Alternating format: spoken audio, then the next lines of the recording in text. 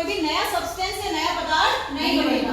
पर रासायनिक परिवर्तन में उससे नया पदार्थ बनता है। ठीक है, अब कैसे करेंगे उसको एक्टिविटी से पढ़ते हैं। जैसे भौतिक परिवर्तन में ये सबको पता है क्या है, कागज है ना, एक पेपर है हमारे पास। अब मैंने कृष्णा इधर आओ,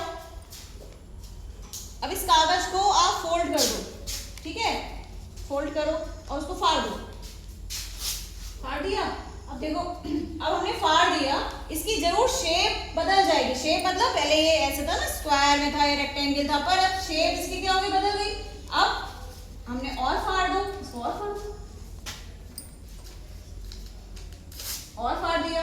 पर अब ये देखो हम कितना भी इसको फाड़ रहे हैं पर इससे कुछ नया तो नहीं बन रहा ना, है तो ये कागज ही है ना। तो भौतिक परिवर्तन में कोई भी नई चीज नहीं बनती, कोई भी नया सब्सटेंस नहीं बनता है। ठीक है, पर अगर हम इसको थोड़ा सा क्या करें, इसको बंद कर दें, है ना, with the help of match stick हम इसको क्या कर दें, जला दें। अब देखना क्या होगा, हवा चल रही है थोड़ा सा, नहीं तो मोमबत्ती जला लो, मोमबत्ती से थोड़ा सा सही रहेगा ना। ठीक है, अब देखो इसको अगर जलाएंगे, थोड़ा सा ही जलाएंगे, है ना, बुझा दो। अब देखो हमने क्या करा है, इसको हमने क्या कर दिया, जला दिया। ठीक है, अब जलाने के बाद देखो इतना पोर्शन जो है वो जल गया और ये किस में कन्वर्ट हो गया, रासायनिक परिवर्तन। किस में कन्वर्ट हो गया, राख में। ये राख बन गई। अब इस राख से आप दोबारा से पेपर नहीं बना सकते। तो राख और पेपर दोनों अलग अलग सब्सटेंस हैं, दोनों अलग अलग पदार्थ हैं। ठीक है, तो इसी को हम क्या बोलते हैं, रासायनिक परिवर्तन। जैसे हमने ये भी लाए थे, इससे भी आप कर सकते हो। अगर आप अगरबत्ती या धूपबत्ती जो भी है, आप इसको जला दोगे तो ये पूरी खत्म हो जाएगी और ये किसमें परिवर्तन हो जाएगी, राख में। राख को एशिड बोलते हैं इंग्लिश में। ठीक है, तो कहने का मतलब क्या है कि रासायनिक परिवर्तन में नया सब्सटेंस या नया पदार्थ बनता है, उसकी पूरी अवस्था ही बदल जाती है। देखो इसका कलर व्हाइट है, इसका कलर कैसा हो गया, काला, ब्लैक, भूरा, ना जो भी है, ग्रेइश, पूरी अवस्था, रंग भी बदलना है, शेप भी बदलनी है, पूरा केमिकल नेचर ही बदल जाती है, रसायन ही बदल जाता है। ठीक, चलो अब बैठ जाओ तुम। अब देखो मेरे पास ये क्या है, कैंडल, मोमबत्ती है ना, कैंडल है ना ये। अब इसको आपके कैसे परफॉर्म करना है, अब इस कैंडल में फिजिकल चेंज होता है, मतलब भौतिक परिवर्तन होता है या रासायनिक परिवर्तन होता है, ये चीज हमें देखनी है। ठीक है, आओ भाई माहिरा इसको जलाओ। लो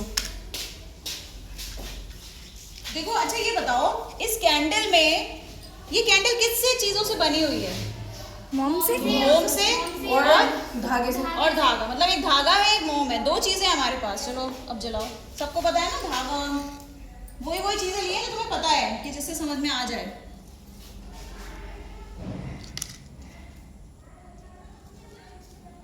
अब आपने इसको क्या करा, देखो जला दिया है ना, साइड में रख दो।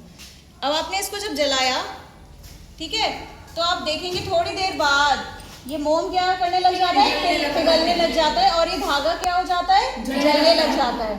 ठीक है, इतनी बड़ी मोमबत्ती थी, इतनी छोटी हो जाएगी और छोटी हो जाएगी, फिर खत्म हो जाएगी। आप मोम को क्या कर सकते हो, कलेक्ट कर सकते हो, दोबारा से उससे कैंडल बना सकते हो। पर आपने जो धागा है वो आपने क्या करा, जला दिया, तो धागे से धागा दोबारा आपको मिल जाएगा, नहीं मिलेगा। हमें नई कैंडल बनाने के लिए नया धागा चाहिए। तो मोम तो पिघल रहा है और मोम को आप दोबारा कलेक्ट कर सकते हो ना। तो ये भौतिक परिवर्तन है या रासायनिक परिवर्तन है, क्या परिवर्तन है, क्योंकि जो भी बुझ गई, कोई बात नहीं, बुझी नहीं। अगर आपने मोम जो आपका इकट्ठा है, आप उसको क्या कर लोगे, इकट्ठा कर लोगे, पिघल के जो नीचे गिर गया उसको आप क्या कर लोगे, इकट्ठा कर लोगे। पर आपका जो धागा है वो जल गया ना, उसमें आपको नया धागा डालना ही पड़ेगा। तो धागा जो जला वो कैसा है, रासायनिक परिवर्तन। तो कैंडल एक ऐसा है, हमारे पास कैंडल ऐसी चीज है जिसमें दोनों परिवर्तन होते हैं, जो होता है भौतिक परिवर्तन और रासायनिक परिवर्तन। अब उसमें आपको ये लिखना पड़ेगा, मोम का पिघलना वो कैसा है, भौतिक परिवर्तन है, और धागे का जलना, मोमबत्ती के धागे का जलना क्या है, रासायनिक परिवर्तन।